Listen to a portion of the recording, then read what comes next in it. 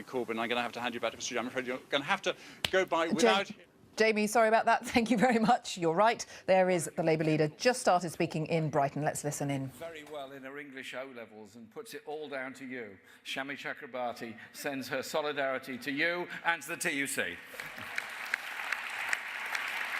So you never know where teachers' work might end up.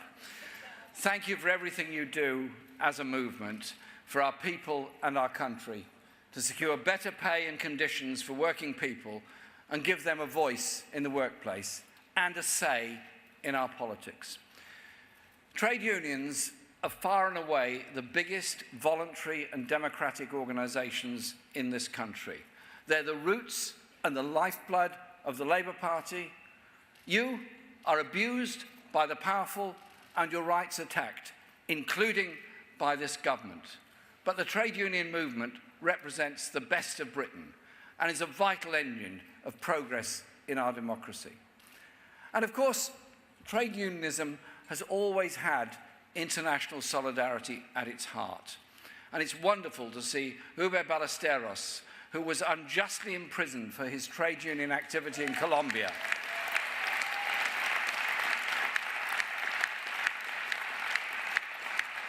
freed by international solidarity action by many people in this hall, and he's here with us today, and I just had the honour of speaking to him for a few minutes before I came into the hall, and I'm looking forward to him giving a more detailed briefing on the situation facing trade unionists in Colombia. Thank you for all you do for trade unionists under threat and imprisonment anywhere all around our world. Solidarity is vital. Please keep it up.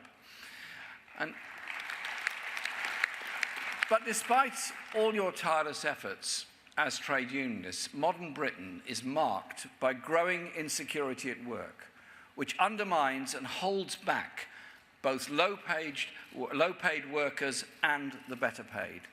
In fact, insecurity now goes to the very top of our public life. Think of poor Theresa May and the insecurity she's facing at the present time. But Congress, this escalating insecurity is not only bad for individual workers and their families, as it weakens bargaining strength and holds down pay, just as it fuels stress and powerlessness, it's also bad for our economy and for our whole society. This epidemic of low pay, which is closely tied up with insecurity at work, ruins people's lives, leaving workers and their families locked in poverty. It damages the economy as people have less to spend. It costs us all because it means more paid in tax credits and housing benefit from the public purse, and it means less tax being paid to fund public services. So I want to pay tribute to those unions which are working so hard to organise insecure workers and have taken on the exploiters, as Unite has done at Sports Direct, as the Bakers Union has done so impressively last week at McDonald's. McDonald's boss is paid 1,300 times more than the lowest paid of his staff, symbolic of the deep inequality and injustice that scars our society. That's why it's crucial for our movement to organise the lowest paid and most vulnerable workers. The TUC needs to represent all workers, and the least secure have to be our priority because they need our solidarity the most. Their needs for representation are the greatest. Last week, I raised some of these cases at Prime Minister's Question Time, and Theresa May could not bring herself to utter one word of condemnation of McDonald's or Sport Direct. This from a Prime Minister who tried to rebrand the Conservatives as the Workers' Party. No, it's okay, I didn't buy into it either. It's essential we work together as a movement, trade unions and the Labour Party, as part of local communities to stamp out low pay and insecurity. And I know it's not easy. As Mary explained, I was once a trade union official in Newpie, and before that, working in the Tailors and Garment Workers Union, as then was, representing low-paid garment workers, mostly women, victims of some of the most appalling practices by unscrupulous employers that denied them what they were owed.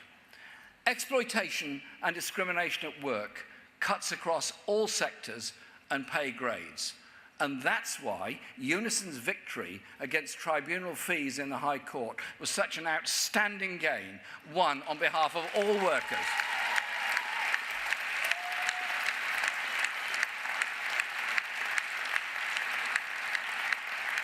Thank you, Unison, for that effort and winning that. It's meant so much to so many people. Rights mean almost nothing if you can't afford to get access to them. And Congress, we're united behind the CWU and the 100,000 Royal Mail workers about to be balloted, fighting against cuts to their pay and pensions. Their fight is all of our fights because it's the usual story of privatisation. First, the company get the assets on the cheap, then they hike prices and cut services for the public, and next they cut workers' pay and pensions. Privatisation is about transferring wealth and power from the many to an elite few. And when the workers who provide the public services we all rely on are having to use food banks, you know that something is deeply wrong in this country. 7 years of Tory pay cuts have not only caused real hardship, they've damaged our public services by hitting recruitment, retention, and crucially, morale. This government's position seems to change by the hour. At the weekend, we were led to believe the pay cap was a thing of the past. Yesterday, the Prime Minister's spokesman said it would continue as planned. Today, as inflation rises to nigh on 3%, they try to divide people on the cheap. The POA is right. A pay cut is a pay cut. We must be united in breaking the pay cap for all workers. So let me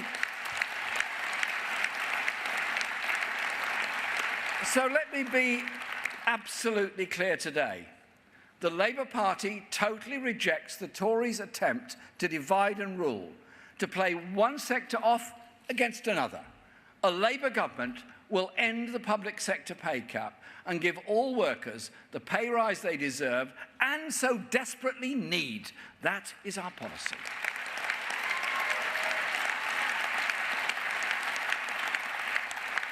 And Congress, in the case of the Birmingham bin workers, which I know you've discussed today, we collectively, as the Labour and trade union movement, have a duty as a Labour movement to find a resolution to this dispute as soon as possible. Please, let's get that done quickly. Congress, we often talk about workers' rights, but we're not just talking about rights at work. We're talking about people's lives, about the chance to live a decent life, about work-life balance, the security of your home, living standards, your family life, and your mental health too. A Manchester University study recently found that poor quality jobs are actually worse for mental health than unemployment. Most people spend most of their lives as workers, selling their time, labour and skills. Workers' rights are human rights. They give protections to every single person in employment and indirectly to many more, children and carers, as well as those who need care. They're fundamental to any society that claims to be advanced or democratic. And yet these rights, your rights as workers, hard-won over generations, are currently being sacrificed by this Conservative government on the altar of a failing and ever more ruthless form of capitalism. Increasingly, flexible employment is sold to us as a benefit. They call it the gig economy. And who doesn't like going to a gig? And of course, it is a benefit to unscrupulous employers, but it is the source of continuous worry and insecurity for millions of people and is in part responsible for the worsening mental health of a country that has lost over 6,000 mental health nurses in recent years. And when employers want genuine flexible work, TUC researchers found that shamefully, those parents and carers, often women, requesting flexible working all too often found themselves punished instead, with fewer hours, fewer opportunities to progress, and some even losing their jobs. So, the next Labour government will take action right across the board to help protect people in the workplace. And although we would like to see another general election as soon as possible that delivers more Labour gains, and this time a Labour government, in the meantime, we will challenge the government in Parliament and outside every step of the way to defend working people, stand by you, the trade unions battling for people's rights day in and day out.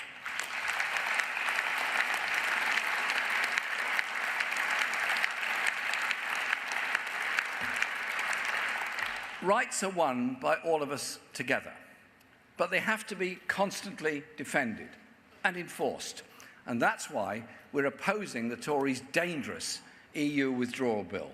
Not out of any attempt to frustrate the vote to leave, but because of the extraordinary, unaccountable powers it would hand to a Tory government.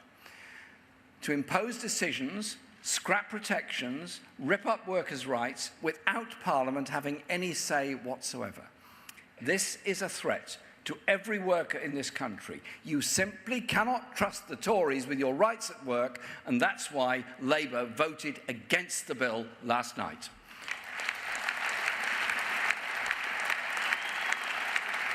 There is no doubt that the British workplace is already one of the most equal in the world. We have a huge and damaging imbalance of power between employers and employees, which has led to the proliferation of low-wage jobs, race-to-the-bottom agency workers, zero-hours contracts, and employers avoiding paying sick pay, holiday pay, and even the minimum wage through bogus self-employment. That has been effectively targeted by unions such as the GMB, fighting for Uber drivers denied their basic rights at work. Such practices are rife throughout the gig economy, which presents itself as somehow or other modern and dynamic, but all too often uses technology as a cover to deny both employees and customers basic protections. Technological innovation is crucial for our economic success. But technological advance cannot represent real progress if it means we drag back to 19th century employment practices, or it's used to impose deregulation that leaves people without dignity or security. Technological advance is driving change in the economy and the workplace at unprecedented speeds. But what is not inevitable is who benefits from it.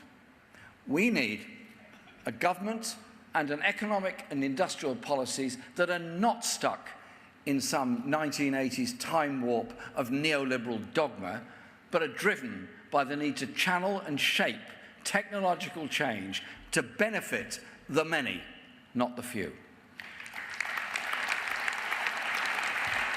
That will not happen if we leave it to the market or corporate boardrooms. The Bank of England estimates that 15 million jobs could be at risk of automation over the next decade. And, as is so often the way, those most at risk are those who are paid the least. The deregulated gig economy is ripe for automation. It's no basis for economic advance and rising living standards. No. That demands high investment in the cutting-edge jobs of the future. When you add the Conservatives' continuing determination to hack away at the role of the state, cutting investment, squeezing public services, and removing your rights, it's not hard to see the dangers of the present course we're headed on. We already know that the Tory way of running the economy has dramatically widened regional inequalities, sharply increased the wealth gap with tax breaks for the few and public services cuts for the many.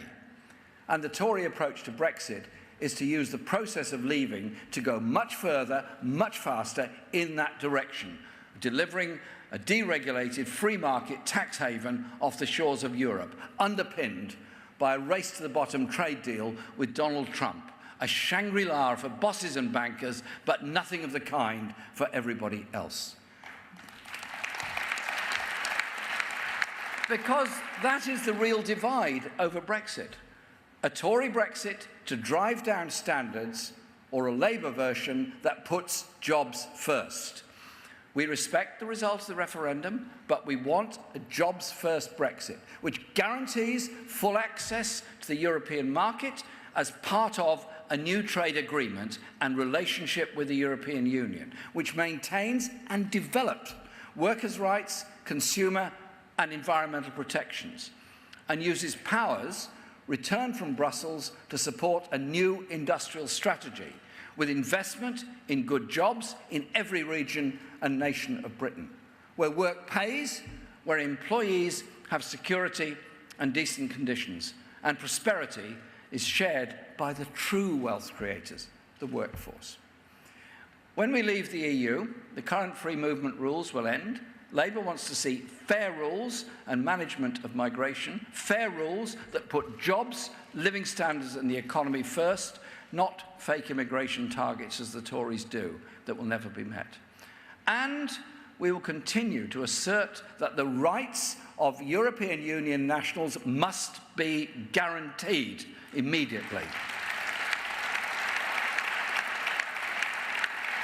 We must never allow ourselves to be duped and divided. It isn't migrants who drive down wages and conditions, but unscrupulous employers, supported by a government that slashes rights and protections at work whenever it gets the chance. It's our movement that's been the bedrock of resisting racism and fascism in the workplace and on the streets, and we must continue to oppose the division that the far right would seek to impose. So, if we want to tackle low pay and insecure work, we need a Labour government strengthening workers' rights, enforced by strong trade unions, taking action to prevent employers undercutting pay and conditions, not closed borders, xenophobic intimidation and scapegoating. That's why our general election manifesto set out a 20-point plan for security and equality at work, including equal rights for all from day one in a job, banning zero-hours contracts, guaranteeing unions a right of access to workplaces, raising the minimum wage to a real living wage, ending the public sector pay cap, setting maximum pay ratios of 20-to-1 in the public sector and beyond, banning unpaid internships, doubling paternity pay, reinstating protection against harassment and work, and support the Dying to Work campaign to protect workers suffering from terminal illnesses.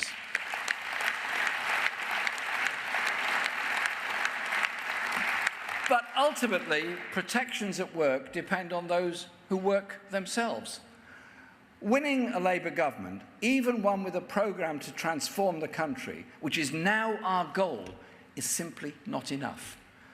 That's why the most important thing any worker can do is join a trade union.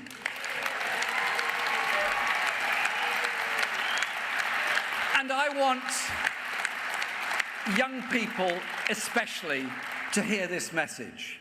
Many young people have recently got involved in politics for the first time. Tens of thousands of young people have joined the Labour Party in the recent months. And at the recent general election, we saw the long-running decline in young people voting totally reversed, with young people voting in higher numbers than they have for a generation. Politics is about power, and democratic politics is about putting power in the hands of the many, not just a few. The principle applies to the workplace too. If you want a job that pays a decent wage, that gives you a chance to get on in life, live independently and enjoy your work, then join a trade union.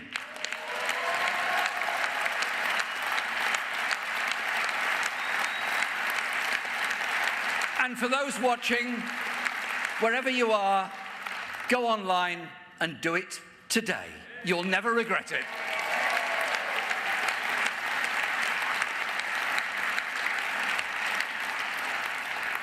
Trade unions are often demonised in the right-wing press. I know it's a shock, I know it's a real shock to you, that billionaire, tax-dodging press barons don't like trade unions. I know it's a shock, and I'm sorry to bring you this kind of news.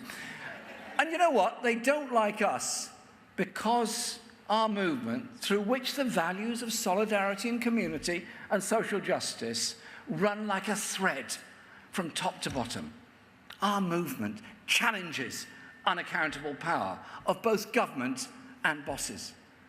But of course, the power of the billionaires who control great chunks of the media isn't what it was. They tried to dictate the election result in June with a blizzard of propaganda, and millions of voters simply ignored them. Trade unions don't just defend their members, they defend the institutions that benefit all employees. Our National Health Service, our schools, our social care, and they defend our rights. We don't know when the next general election will come. We're not in control of that. But you are in control of whether you join a trade union. Organise in your workplace or in your community and start changing people's lives for the better right now.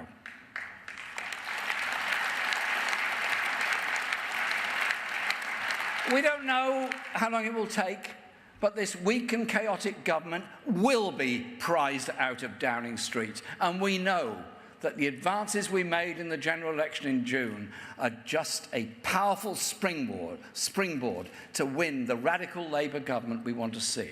So together we can change our country so it truly works for the many, not the few.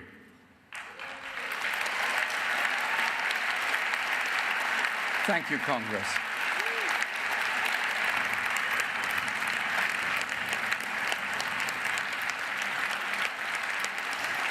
The Labour leader talking at the TUC conference in Brighton. Our political correspondent Ian Watson is there and was listening to that. Lots of urging of people to join a union if they aren't already a member of one.